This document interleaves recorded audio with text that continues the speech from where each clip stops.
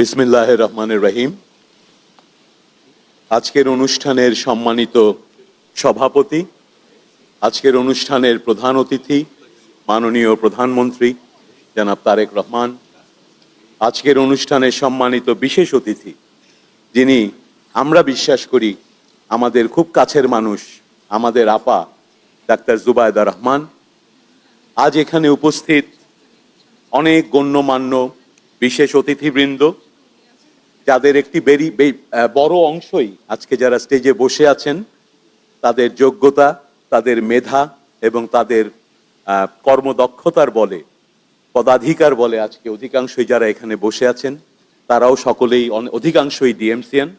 এবং আমার সামনে উপস্থিত বাংলাদেশের অত্যন্ত বড় বড় বিখ্যাত অধ্যাপক, চিকিৎসক, এই মেডিকেল কলেজের মেধাবী ছাত্রছাত্রীরা, যারা সকলেই হয় আমার বড় ভাই বোন কিংবা ছোট ভাই বোন, আপনাদের সবাইকে সালাম এবং শুভেচ্ছা জানিয়ে আমি দুটো কথা বলতে আজ এখানে সুযোগ পাওয়ার জন্য ধন্যবাদ জানাচ্ছি।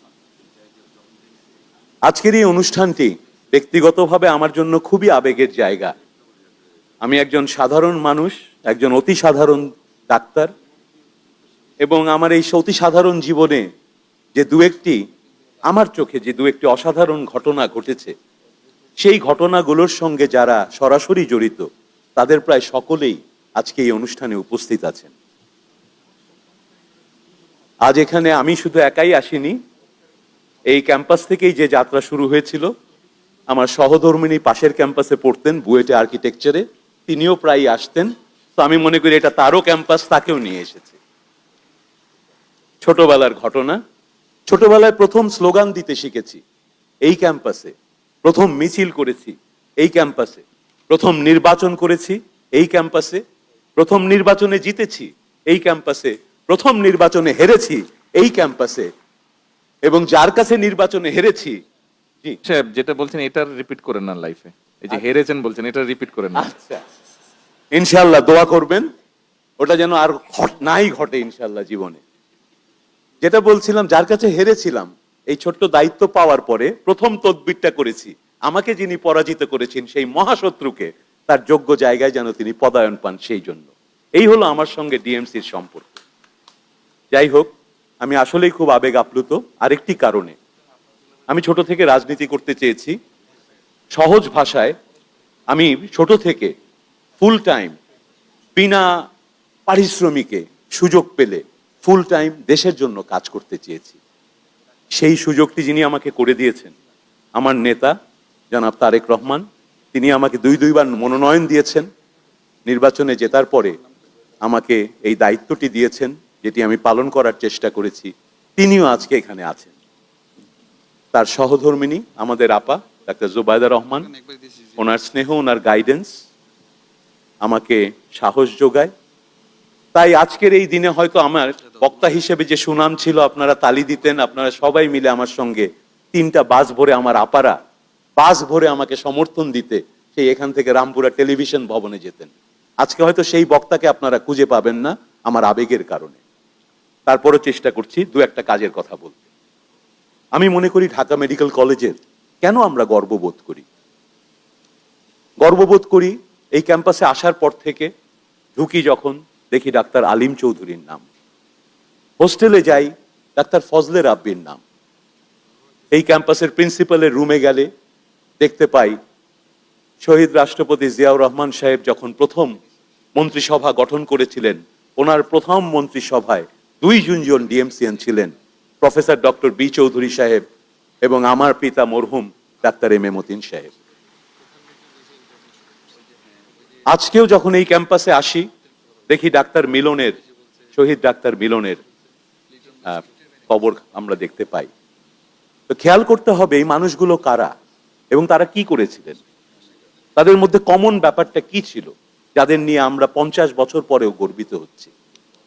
তারা শুধু বড় ডাক্তারই ছিলেন না, তারা দেশের কথা ভেবেছেন। অনেকেই তারা দেশের জন্য নিঃস্বার্থভাবে প্রাণ দিয়েছেন।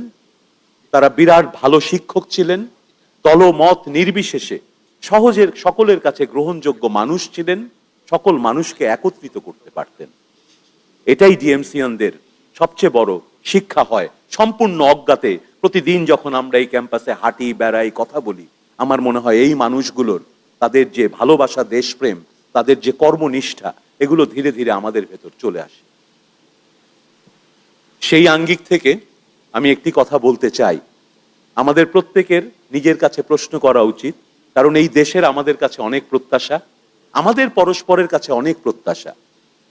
আমরা অনেকেই ভালো ডাক্তার হচ্ছি, অনেকেই ভালো মানুষও হচ্ছি, কিন্তু আমাদের আরেকটি দায়িত্ব মাঝে মাঝে কিন্তু আমরা দু একবার পালন করতে ব্যর্থ হয়েছি। ওই যে মহান মানুষগুলোর নাম বললাম, তাদের কাউকে কিন্তু আমরা দলীয় পরিচয়ের কারণে স্মরণ করি না।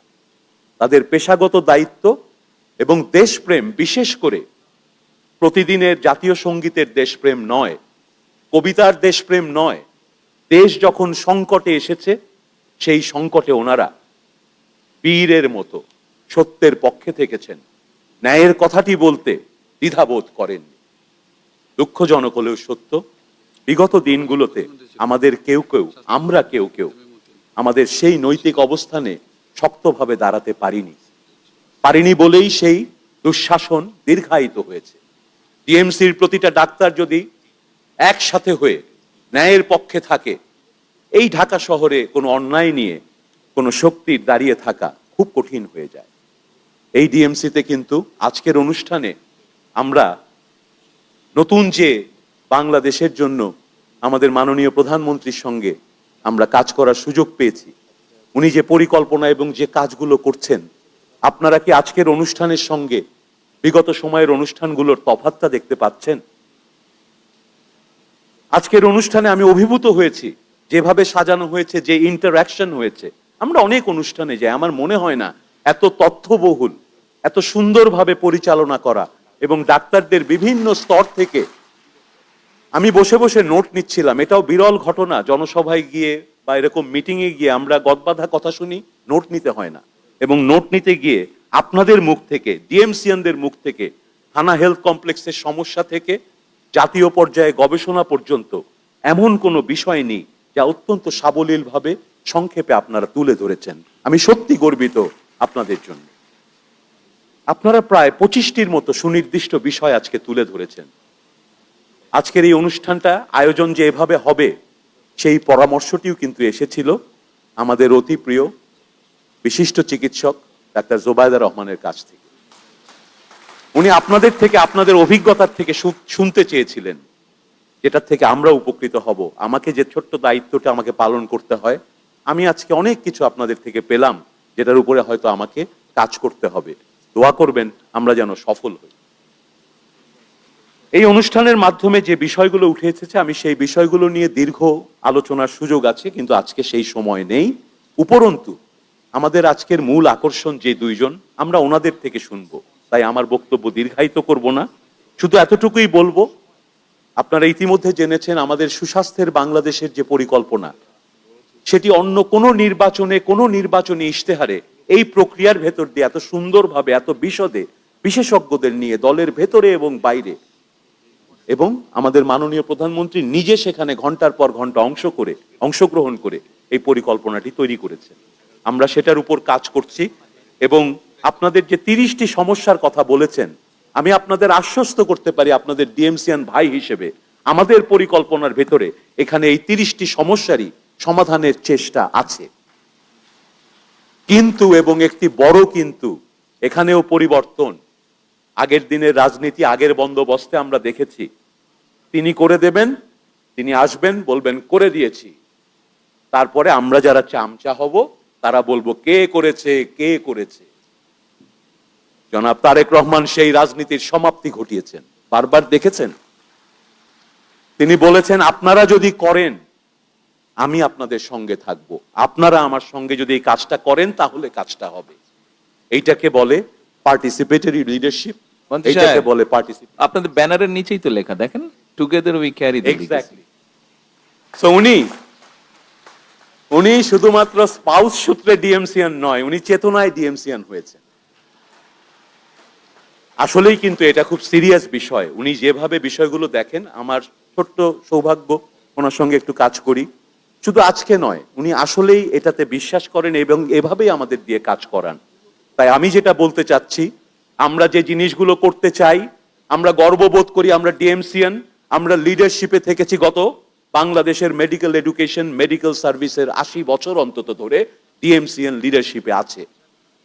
আমাদের কাছে ওনার চাওয়া, আমাদের সরকারের চাওয়া, আমার চাওয়া, আসুন আমরা যে বিরাট বিরাট সমস্যার কথা বলছি, যে সমস্যার পরিকল্পনা তৈরি করছি, আসুন সত্যি নিজেকে প্রশ্ন করুন, আপনি কি চান না এই দেশের স্বাস্থ্য ব্যবস্থায় পরিবর্তন আসুক? আপনি কি নিছকই নিজে নিজে বড় ডাক্তার হওয়ার জন্য এই পথে আছেন? আমি বিশ্বাস করি না। আমি ছাত্র অবস্থা থেকে যত ডিএমসিএন কে দেখেছি, যে ছেলেটির বিন্দু মাত্র আগ্রহ দেখা যায় না রাজনীতিতে, সারাদিন পড়ালেখা করে, সেও কিন্তু ক্রান্তি লগ্নে 90-এর আন্দোলনে দেখেছি সেই ছেলেগুলো ফার্স্ট বয়রাও মিছিলে নেমে এসেছে। মিলন ভাই যখন মারা গিয়েছিলেন 27শে নভেম্বর, টিএমসির কোনো ছাত্র দেশের জন্য সেই কারফিউ ভঙ্গ করে মিছিলে যেতে কার্পণ্য করেনি। তাহলে আজকে তো দেশে সেই পরিস্থিতি নেই। আপনাকে তো জীবন দিতে হবে না, আপনাকে তো সত্য বলার জন্য কোনো শাসকের কোনো ভয়ঙ্কর পরিস্থিতির সম্মুখীন হতে হবে না। আসুন আমরা দেশ গড়ার জন্য কাজ করি। আপনারা একটু সময় দেন, আইডিয়া দেন। শেষ করব যে কথাটি বলে, সবকিছু চাইলে কিন্তু হবে না। আমাদের একটা বড় সমস্যা, আমরা এখন পারলে প্রতি উপজেলায় মেডিকেল কলেজ চাই। Is that rational? কে বলবে সেই কথা? আপনাদেরকে বলতে হবে। সাধারণ মানুষ নাও বুঝতে পারেন, উনি তো জানেন না এগুলো। উনি হয়তো আসলে ভাবছেন মেডিকেল কলেজ আসলে আমার এলাকায় একটা বড় হাসপাতাল হবে। উনি চান হাসপাতাল, বলার সময় বলে ফেলেন মেডিকেল কলেজ চাই। আমরা ডাক্তাররা সব মেডিকেল কলেজগুলোকে বিশ্ববিদ্যালয় বানিয়ে ফেলতে চাই, তাই না? এটা কি ঠিক? আমরা মুড়ি মুড়কির তফাৎ করতে হবে। যার যে প্রতিষ্ঠানের যে ম্যান্ডেট, সেটাকে সুন্দর করে সাজাতে হবে এবং আপনাদেরকে প্রতিনিয়ত এগুলো বলতে হবে, ভাবতে হবে। আপনারা বললে বাকিরা শিখবে। টিএমসি আজ যা বলবে, সকল মেডিকেল কলেজ পরশুদিন তা বলবে ইনশাআল্লাহ। আমাদেরকে মাননীয় প্রধানমন্ত্রী যেভাবে দেখেন প্রতিটা জবাব উনি দিচ্ছেন একজন সাধারণভাবে খুব রেশনাল ভঙ্গিতে। আসুন আমরা সেইভাবে চিন্তা করি। এই আবেগ, তেলবাজি, শুধু মানেকে আমরা বলে গেলাম, এটা মানুষ আর চায় না, আমরাও চাই না। অনেস্টলি আমরা কিছু একটা কাজ করতে চাই, কাজ নিয়ে কথা বলতে চাই। আমরা সমস্যাগুলো কি হয়, আজকে আশ্চর্য ব্যাপার শুনলাম, কোনোদিন শুনিনি। আমরা যখন ইন্টার্নি করেছি তখন কিন্তু আমাদের পোস্ট গ্রাজুয়েট ট্রেনি যারা ছিল, সিএ রেজিস্ট্রারের পাশাপাশি প্রত্যেক ট্রেনি 4-5 জন মোটামুটি তার পেট ইন্টার্নি হইতো এবং আমরা ওনাদের থেকে শিখতাম। তাহলে যারা পোস্ট গ্রাজুয়েট ট্রেনি, ওনারা তো আমার চেয়ে একটু সিনিয়র ডাক্তার হয়েছেন, মোটামুটি কাছের বয়স, উনি আমার চেয়ে অভিজ্ঞতা বেশি, উনি তো আমাকে হেল্প করার কথা শেখার। আজকে শুনলাম উনি আছে বলে আমার ইন্টার্নি ভাইরা এনাফ সুযোগ পায় না। এর কারণটা হচ্ছে, আমরা যখন শুরুতে ছিলাম পোস্ট গ্রাজুয়েট মেডিকেল এডুকেশনের আলাদা অথরিটি ছিল, এফসিপিএস করা হতো বিসিপিএস থেকে, এমডিএমএস করা হতো বাংলাদেশ মেডিকেল ইউনিভার্সিটি থেকে। আমরা কি করলাম, আমরা ওগুলোকেও মেডিকেল কলেজে নিয়ে আসলাম। যেই মেডিকেল কলেজের পুরো ডিজাইনটা করা আছে আন্ডার গ্রাজুয়েট এডুকেশন, সেইখানে আমি ভিড় করে দিলাম পোস্ট গ্রাজুয়েট এডুকেশনে। আজকে যদি পোস্ট গ্রাজুয়েট ট্রেনিদের এখানে আনি, আমি 100% শিওর তারা বলবেন এইখানে আমাদের ট্রেনিং এর সমস্যা হচ্ছে, ইন্টার্নির জ্বালায় আমরা আমাদের মতো করে রুগী দেখতে পারি না। হতেও পারে এরকম। আমরা কেউ কারো শত্রু না, কিন্তু আমরা যদি রেশনাল থিঙ্কিং এ আসি, শুধু নিজেরটা বুঝে নিব, এতে কোনো সমস্যার সমাধান হবে না। আমাদের আমি থেকে আমরাই যেতে হবে। আমাদের শুধু নিজের জিনিসটা না ভেবে পুরো সেক্টরের কথা ভাবতে হবে। ভাবলে সব পরিবর্তন ইনশাল্লাহ হবে। আমাদের সেই পরিকল্পনা আছে। আমরা ইতিমধ্যে পরিকল্পনাগুলো নিয়ে কথা বলেছি। আমি চট করে 1, 2, 3টা পয়েন্ট বলে যাই। আমরা হেলথ সিস্টেমে, আপনারা বলেছেন মেডিকেলে ভিড় এই সেই, আমরা উপজেলাকে স্ট্রেনথেন করছি।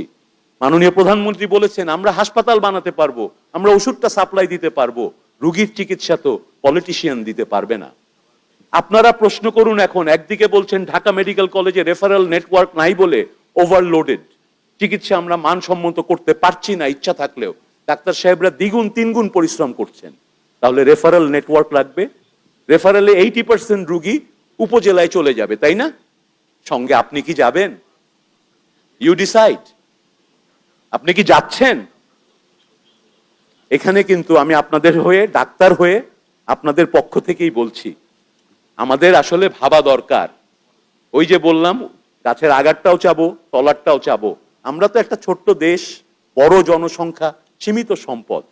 আমরা যদি যুক্তিসঙ্গত চিন্তা না করি, অনেক বিল্ডিং হবে, অনেক পোস্টিং হবে, কেউ কোথাও যাবে না, কোনো রোগী চিকিৎসা পাবে না। এই 100 বেডের 500টা হাসপাতালে অনেক অনেক ডাক্তারকে যেতে হবে। এক। দুই হচ্ছে, আসলে ছোটবেলায় আমরা বলতাম উপজেলায় পোস্টিং হয়েছে, গ্রামে পোস্টিং। বাংলাদেশের কোনো উপজেলা 70 সালে, যাদেরকে আমরা 80 সালে গ্রাম বলতে পারতাম, এখন তারা গ্রাম না। বাংলাদেশের প্রত্যেক উপজেলায় পিজা পাওয়া যায়, পিজা হাটের মতো দোকান আছে, সবকিছু পাওয়া যায়। উপজেলা গ্রাম না, এটা প্রথমে মাথায় আনতে হবে। দ্বিতীয়ত, আমরা চিকিৎসক, আমাদেরকে মানুষ এত সম্মান করে। মন্ত্রী সাহেব, আমরাও একটু বক্তব্য রাখতে চাচ্ছি। সরি, আমি এটা বলেছি, আজকে আমার ভুল হবে, আমি ভেরি ইমোশনাল, আমি শেষ করে দিচ্ছি। I can understand. তো সেই জন্য এই বিষয়গুলো একটু মাথায় রাখবেন, আমরা চেষ্টা করি। আসুন, আর আপনাদের সবাইকে অনেক ধন্যবাদ, বিশেষ করে ধন্যবাদ ও কৃতজ্ঞতা আমাদের মাননীয় প্রধান অতিথি এবং বিশেষ অতিথিদেরকে। ওনাদেরকে পেয়ে আসলে আমরা প্রত্যেকেই ভীষণ আবেগ আপ্লুত এবং ভীষণ আনন্দিত। আপনাদের জীবন সুন্দর হোক, বাংলাদেশের সবাই ভালো থাকুক, আমরা ভালো থাকি। ধন্যবাদ সবাই। ধন্যবাদ মাননীয় প্রতি